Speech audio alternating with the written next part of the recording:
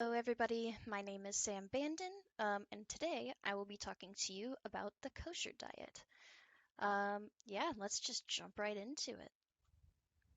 All right, so the goals of analyzing this kosher diet is going to have a couple main objectives. Um, the big idea is that we want to recognize all angles of the kosher diet. To do so, we must gain a full understanding to what the diet entails, understand the full cultural and religious reasons behind the diet, learn about the statistics of those who partake in kosher today, and finally investigate impossible health benefits of kosher. So what is the kosher diet? The term kosher is a term used to describe food that complies with the strict dietary standards of traditional Jewish law. It is derived from the Hebrew root kesher, which means to be pure, proper, and suitable for consumption according to Healthline. Something very important to understand is that certain food combinations are strictly forbidden. There are three main kosher food categories: meat, which includes products derived from them, dairy, and pariv, which is any food that is not meat or dairy, including fish, eggs, and plant-based foods. Food categorized as meat may never be served as the same meal as the dairy product. All utensils used to process and clean meat and dairy must be kept separate, even in the sinks. After eating meat, one must wait somewhere between 1 to 6 hours before consuming dairy product because it can mix in your stomach. This varies depending on Jewish customs. According to some views, peri food items are neutral and may be eaten alongside either meat or dairy, but this is still a hot debate. However, if a peri food is prepared with equipment used to process meat or dairy, it is then reclassified as non-kosher.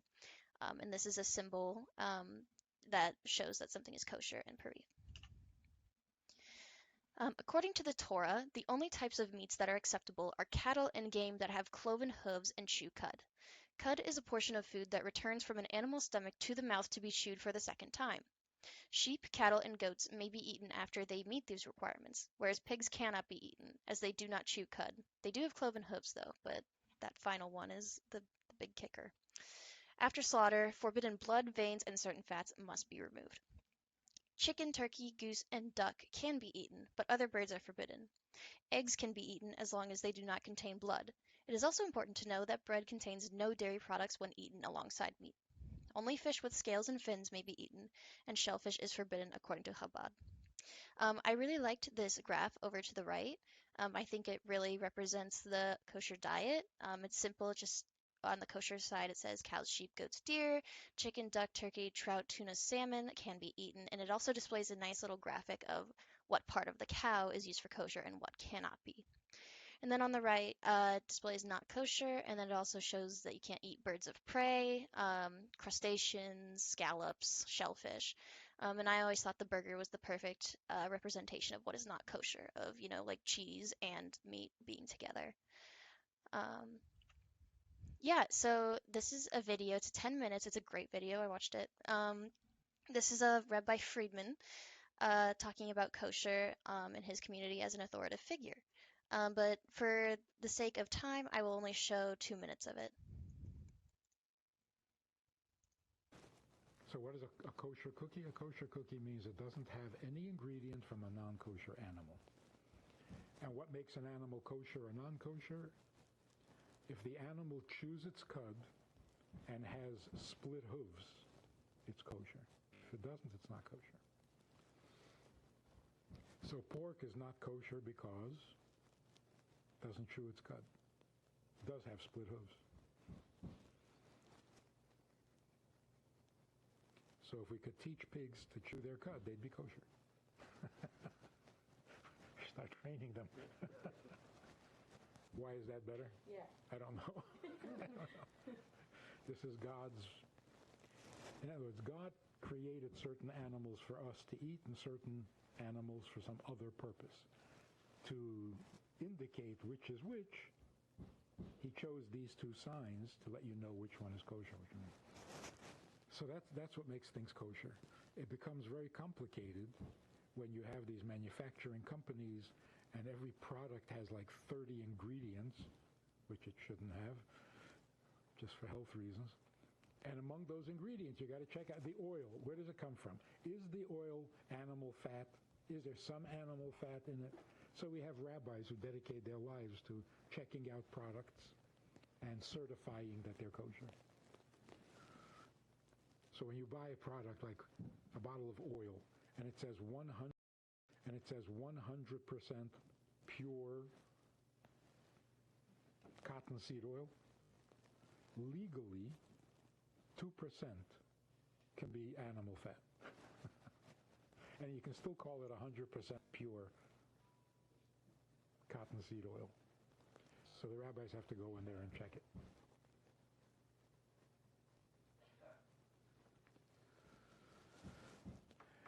So does it really matter that the cookie has no animal product? For the Jew, it's huge. For everybody. Yeah, and he basically goes on to talk about um, how difficult, sticking to kosher can be if your town is not catered towards those needs. Um, Even just having something as small as like 2% animal fat and oil, like he was talking about, it's breaking kosher. And, they always want to stick to their diet due to their faith and religion. So we're going to go in depth about like what are their reasons behind, why do they have to have cloved hooves? Why do they have to chew cud? Why does it have to be, fish with scales? So the Kabbalah teaches the physical attributes of an animal and how it reflects the psychological and spiritual qualities of the soul. The personality of the animal affects the identity of the human consumer. Cloven hooves are symbolic of the notion that one's movement in life is governed by division between right and left, which is also right and wrong. A split hoof represents the human capacity to accept that there are things to be embraced and rebuffed. Chewing cud represents how the human needs to be continually regurgitating their notions and ideas, to be chewed and reflected upon once again. It's very symbolic, the reasons, which I find really fascinating. It's very spiritual. It's not, implicit or like on paper, it's it's very spiritual. There's a repeated verse that says, "Do not cook a kid in its mother's milk," appearing in the Torah 3 times. It is believed to be cruel to cook a baby in the very milk that was intended to nourish it. Meat represents Gevurah, which is divine attribute of judgment, and milk represents Chesed, the divine attribute of kindness. These are two opposing characteristics not to be mixed with one another. The qualities of a kosher fish, one that has scales, is a lesson. As the armor that protects the body of the fish, scales represent the quality of integrity, which protects one from the many pitfalls that life presents. Fins, which propel these fish forward, represent ambition and knowing one's strength. These two qualities are essential to survive and be successful in the raging waters of life. So let's talk statistics.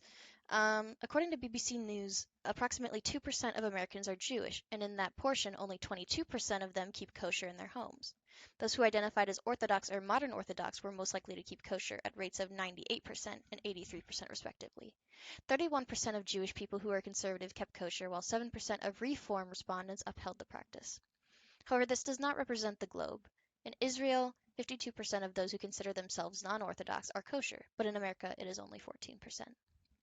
While only 2% of Americans are Jewish, 41% of all packaged food in the U.S. is certified kosher. Why? This could be because kosher food is perceived as cleaner or healthier, or perhaps certain people do not want allergens such as shellfish. So is it true? Are Americans right? Is eating kosher actually healthier? While it isn't inherently healthy, it is possible to eat healthily on a kosher diet. In fact, some kosher meats have sodium added to it for the kosherization process, as this removes blood from flesh and kills bacteria, according to the Spruce Eats. The kosher diet allows nearly all fruits, vegetables, and grains, so, like other diets, it can easily be healthy if you simply eat that way. Due to the separation of meat and milk, many kosher foods use margarine, a product made from vegetable oils.